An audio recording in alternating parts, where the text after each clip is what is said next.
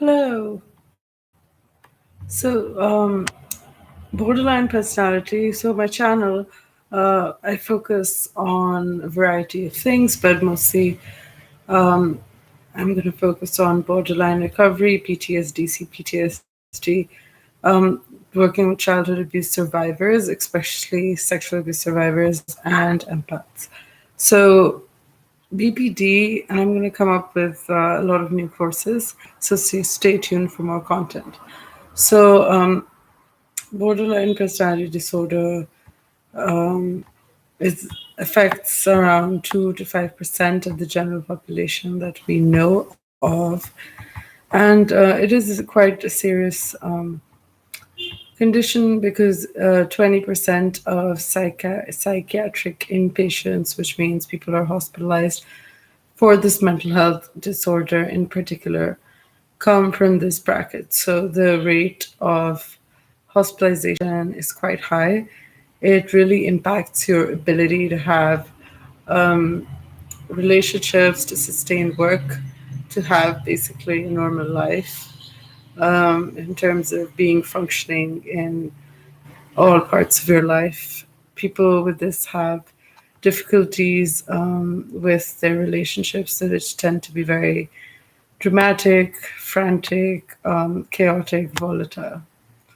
So, also, self harming is very common, and the suicide rate is 8 to 10% of completed suicides, with 80% of people with BPD having attempted suicide once or more in their lives. And that puts it at around 8,000 times what someone in the general population would have as their suicide rate. So that is very, very high. And I think it's an important topic. There's a lot of stigma attached to it.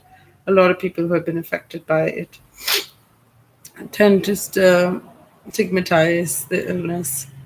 But I do believe that these people are trying, and for the most part, they don't mean ill. They're not trying to be vindictive, but they're in a lot of pain. And usually they internalize that pain by hurting themselves. But of course, then they externalize it onto their partners and usually their loved ones. And eventually, at times, it can be very difficult to hide.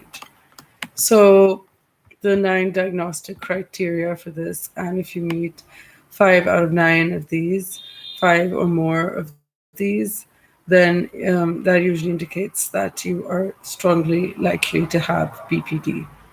The label itself is kind of deceptive because it seems that you are at the border between having, you know, neuroses and psychoses, but it is actually about your inability to regulate your emotions. So the criteria for this is the first thing is frantic efforts to avoid real or imagined abandonment and rejection. So these people often feel and the reason why we think these BPD develops is because usually either a great deal is genetic. So people in your family have this temperament where they're emotionally volatile, they're very sensitive. And then the biggest factor is that you have been subjected to prolonged and sustained abuse. A lot of it would be like sexual abuse, but then there are, of course, emotional abuse that is prolonged and sustained, and that's kind of your brain's way to deal and handle this. So the cause is primarily repetitive, overwhelming trauma, such as severe childhood abuse or neglect. And it is our brain's way of coping in order to separate ourselves from the trauma by fragmenting our personality into different sections or boxes that kind of play off each other. And the person with BPD goes from one extreme to the other. And especially when they're triggered or they're in stress, they kind of keep going between all of these states. So the second criteria is a pattern of unstable and intense interpersonal relationships, characterized by extremes which are idealization and devaluation. So this is called splitting, which means that you're so in human psychology there is like an object, and there is this thing called object permanence. So, for instance, your mom or your dad is a permanent object in your life. But for people with BPD, they're not able to differentiate between people who are permanent and who are not. So when that person is not in front of them, or even if they're in front of them, they're not paying attention to them, or they're in front of them and they start talking to someone else, or they cannot get in touch with them. These people usually get really frantic, especially with their loved ones. They may appear like at their doorstep unannounced. They may walk into like work meetings because what they feel is that they're dying if they cannot get in touch with this person. So it's not intended to be vindictive, but then of course when someone feels hurt to that extent, it's hard to distinguish well if they're doing it to get a reaction. Usually they are in a lot of pain, but then everything kind of just combines and creates more volatility. So, identity disturbance, very unstable self image, sense of identity is very unstable.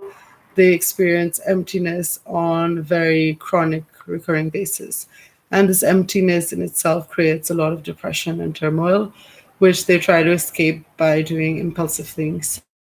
And that just makes things worse, and their ability to handle their life becomes further jeopardized because they're trying to seek something outside themselves to fill the hole or the emptiness that they feel deeply inside themselves. So, impulsive behavior is really common, whether it's excess impulse spending, buying, sex, substance abuse, reckless driving, binge eating.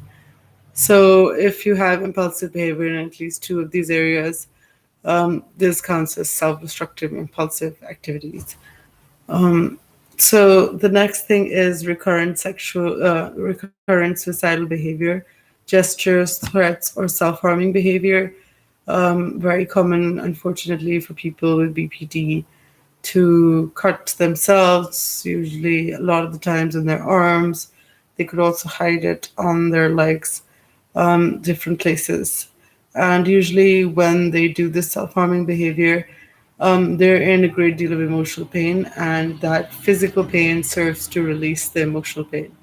So, when the emotional pain becomes unbearable for them, they start resorting to these behaviors. So, emotional instability in reaction to day events. Example, intense episodic sadness, irritability, anxiety, usually lasting a few hours, and only rarely more than a few days. So often BPD and bipolar are confused, but one difference is that BPD usually lasts for a few hours. The person can fluctuate very quickly between feeling really happy and really sad or really angry and then back to switching between these emotions really, really quickly, which makes it very difficult for people to understand how to handle them, especially their partners, their parents, family members, people who care about them, their friends. They are usually taken aback because a lot of these people have high functioning or medium functioning BPD, which means that for the most part they appear to be very put together, or they appear to be self reliant, calm, composed, except for when they get triggered or they something sets them off, and then it just goes on from there. So with bipolar, usually it lasts for a few days. Their moods, they stay in a particular mood for a few days. With BPD, even if they are in a sad, depressed state, they kind of switch more often between different emotions, and it goes much faster and ends much faster. So, chronic feelings of emptiness, inappropriate intense anger or difficulty controlling anger, extreme rage, frequent displays of temper, constant anger, recurrent physical fights. And then there is transient stress related paranoid ideation or severe dissociative symptoms. So, paranoid ideation is basically, it is like basically systematized delusions of persecution or grandeur, uh, suspicion regarding the motives or intent of others. As I have said in my previous videos, all personality disorders are defense mechanisms we form in early childhood or our adolescent years to deal with persistent or extreme abuse that, because of our young age, we're not able to handle emotionally. So, our system, our brain, our body, usually our brain is the one that reacts to protect us, and it fragments us into different parts so we can deal and still function. It may suppress those memories. It may create sides where, in front of people, we don't show emotion, but then in private, we have like a lot of emotions. So yeah.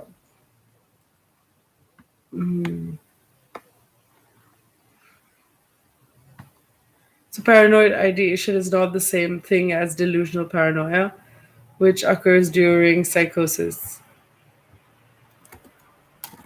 And I want to get a little bit into dissociation because I feel it's a very common way for people with BPD. And when they're especially triggered, so there another way to describe it is emotionally unstable personality disorder or emotional dysregulation personality disorder, which are terms commonly being used in the community because the term BPD itself is heavily laden, heavily stigmatized, and for a long time people thought there was no way to treat it. But the most effective so far has been DBT, and that has worked in terms of not addressing the core trauma. For that, other approaches should be used, but for addressing like the symptoms and interpersonal difficulties to enable them to have boundaries or to enable them to understand the basic core of how to have a healthy functioning life. So lastly, I want to talk about disassociation. So every time, so 75 to 80% of people with BPD experience stress-related dissociation. Dissociation is basically a disconnect between your thoughts, emotions, behaviors, perceptions, memories, and identity. It also occurs when we sort of like our mind spaces out of our body. We just kind of want to disconnect from our heart or different parts of our being. And we're doing that without realizing that's happening. So,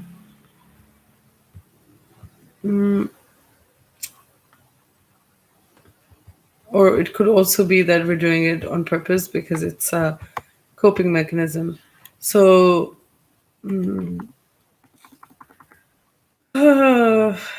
so dissociation during times of stress is one of the main symptoms of BPD, also connected with PTSD and acute stress disorder, both of which co occur with BPD commonly.